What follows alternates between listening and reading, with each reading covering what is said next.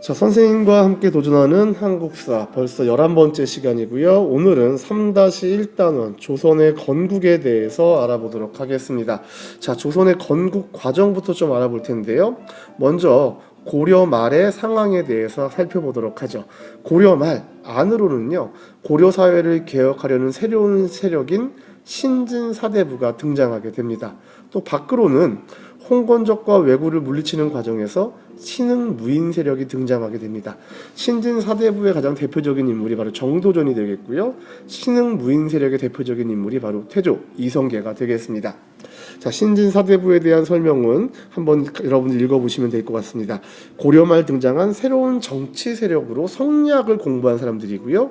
이들은 과거를 통해서 벼슬에 오른 사람들입니다. 그래서 이들은 대규모 농장을 가지고 백성들에게 횡포를 부리던 권문세족에 반대하며 개혁을 추진하며 권문세족과 갈등을 겪기도 했는데 바로 이들이 신진사대부가 되겠습니다. 이 과정에서 정몽주를 중심으로 고려를 유지하면서 온건한 개혁을 주장하는 쪽과 정도전을 중심으로 새 나라를 건국해서 과감한 개혁을 주장하는 쪽으로 나뉘게 된다는 거 기억해 주시면 될 것 같아요. 자, 다음은 조선의 건국 과정을 보도록 하죠. 자, 조선의 건국 과정의 중심 세력은요, 바로 신진사대부와 신흥 무인 세력이 되겠습니다. 자, 이들이 권문세족과 대립을 하게 되면서 조선의 건국이 시작이 되는데요. 그 첫 번째 발걸음이 바로 위화도 회군이라고 하는 사건이 되겠습니다. 이성계가 위화도에서 군사를 돌려서 정변을 일으키고 정권을 잡은 사건입니다. 자, 그리고 이 신진사대부와 신흥무인 세력은 경제적 기반을 마련하고 농민 생활을 안전시키기 위해서 토지 제도를 개혁하는데 그것이 바로 과전법입니다. 그리고 반대 세력 제거에 앞장서는데요. 이방원이 고려 왕조의 유지를 주장했던 정몽주를 제거하면서 더 이상 조선 건국에 걸림돌이 남아있지 않게 되는 거죠. 그리고 1392년 조선이 건국이 되면서 태조 이성계가 왕위에 오릅니다. 자, 조선이란 이름을 쓴 이유는 고조선을 계승한다는 뜻에서 나라 이름을 조선이라고 정한 게 되겠습니다. 자, 조선의 도읍지는 한양, 바로 지금의 서울인데요. 자, 조선이 한양을 도읍지로 정한 이유는 한양의 장점 때문입니다. 첫 번째 장점은 나라의 중심에 있어서 육로 교통이 굉장히 편리합니다.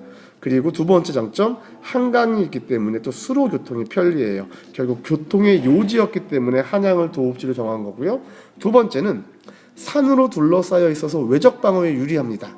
그리고 주변에 넓은 평화가 있기 때문에 농사 짓기 편하다는 것, 바로 이런 장점 때문에 한양을 도읍지로 정합니다. 한양을 도읍지로 정한 다음에 도성을 설계하게 되는데 이 중심에 바로 정도전이 있습니다.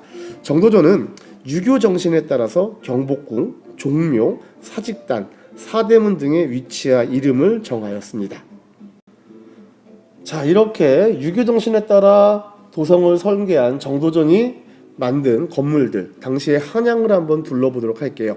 먼저 조선시대의 첫 번째로 만들어진 궁궐, 경복궁입니다.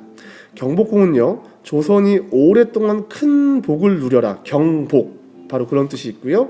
그래서 경복궁은 조선을 대표하는 궁이 되겠습니다. 광화문은 궁궐의 정문이고요. 나랏일을 부지런히 하라는 뜻의 근정전이 바로 광화문 뒤에 있습니다.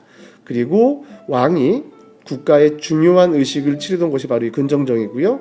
나라의 경사가 있거나 사신이 왔을 때 연회, 잔치를 베풀던 곳 경회루가 근정전 옆에 있습니다. 그리고 평소에 왕이 생활하던 나랏일을 보던 사정전이 바로 이 근정전 왼편에 자리하고 있습니다. 그다음 조선의 두 번째 궁궐 창덕궁입니다. 태종 때 지어진 궁궐로요, 동궐로 불렸으며 이 창덕궁은요, 유네스코 세계 문화유산에 등재되어 있습니다. 자, 그리고 조선은요, 유교를 나라의 그런 도리로 섬기던 나라였기 때문에 이 조상을 모시는 굉장히 중요한 의미를 뒀습니다. 그래서 한양의 도읍지를 정하자마자 했던 게 바로 종묘를 만든 겁니다. 이 종묘는 조선의 역대 왕과 왕비의 신주, 죽은 사람의 이름을 적어놓은 나무패를 말하는데요, 이 신주를 모셔놓은 사당을 말합니다. 그리고 사직단이라고 해가지고요, 토지와 곡식신에게 제사를 지내던 곳도 바로 이렇게 한양에 위치하게 됩니다. 다음은 나라의 기틀을 세우기 위한 태종입니다. 태종의 노력을 한번 더 알아보겠습니다. 첫 번째, 왕권 강화를 위해 노력하는데요. 왕족이나 신하들이 개인적으로 거느리고 있던 병사, 이 사병을 없애버립니다. 그리고 효율적인 국가 통치를 위해서 전국을 8개의 도로 나누고요.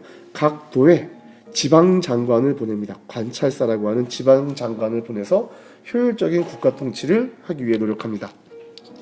자, 그리고 16세 이상의 남자에게는 호패를 발급하는데 이 호패는 지금의 주민등록이라고 생각하시면 돼요. 주민등록증.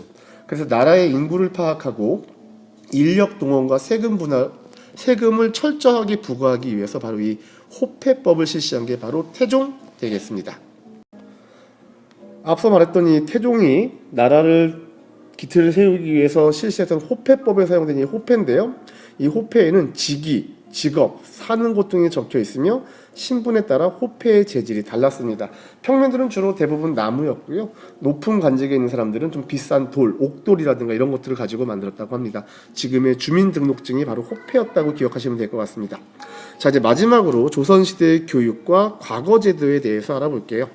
자, 교육은요, 한양과 지방의 교육기관에서 유학을 가르쳐서 관리를 양성하기 위해서 교육을 실시했습니다. 자, 그러면 한양과 지방에 있는 교육기관 누가 들어갈 수 있느냐? 천민만 아니면 돼요. 천민만 아니면 누구나 교육받을 수 있었는데 실제로는 양반자제를 중심으로 교육이 이루어졌습니다. 조선시대의 대표적인 교육기관은 크게 서당, 향교, 성균관이 있는데 서당은 오늘날의 초등학교에 해당됩니다. 천자문이라든가 소학동을 통해서 한자와 유학을 배웠던 곳이 서당이고요. 지방에 세워진 중등교육기관, 지금의 중학교, 고등학교가 바로 향교가 되겠습니다. 자, 그리고 한양에는 최고의 교육기관으로 오늘날 대학에 해당되는 성균관이 자리하고 있었습니다. 자, 성균관의 모습인데요. 조선시대 최고의 교육기관인 성균관에는 공자를 모신 사당인 대성정과 공부를 하던 명륜당이 있었다는 거 기억하시면 될 것 같습니다. 자, 그리고 인재를 등용하기 위해서 과거를 실시했는데요. 과거는 3년마다 시행하는 것이 원칙이었습니다. 과거는 3가지 종류가 있었어요. 문과, 묵과, 잡과가 있었습니다. 문과는 문반 관리를 뽑는 시험으로 가장 중요시 여기는 과거였고요. 성적에 따라서 관직을 받았어요. 시험 과목은 주로 유학 경전이나 그거에 관련된 지식과 문장을 짓는 능력을 평가했습니다. 무과는 무반, 지금으로 얘기하면 장교를 뽑는 시험이었고요. 말타기와 활쏘기 등을 평가했습니다. 잡과는 나라를 다스리는데, 나라를 운영하는 데 필요한 기술관을 뽑는 시험으로 의학, 법률 등과 관련 있는 사람들을 잡과로 뽑았습니다. 자, 정도전이 한양의 도성을 설계할 때 이 유교 정신에 따라서 사대문도 지었다는 말을 앞에서 했었는데요. 자, 우리 서울에 있던, 한양에 있던 사대문, 흥인지문, 우리가 흔히 동대문이라고 하는 흥인지문, 돈이문, 서대문입니다. 지금은 존재하지 않아요. 그리고 국보 1호인 숭례문, 그 다음에 북쪽에 있는 숙정문에 보면은 이 유교에서 강조하는 인, 의, 예, 지의 덕목이 다 들어있습니다. 흥인지문의 인입니다. 인을 흥하게 한다는 뜻이고요. 돈, 의문의 의를 북돋운다.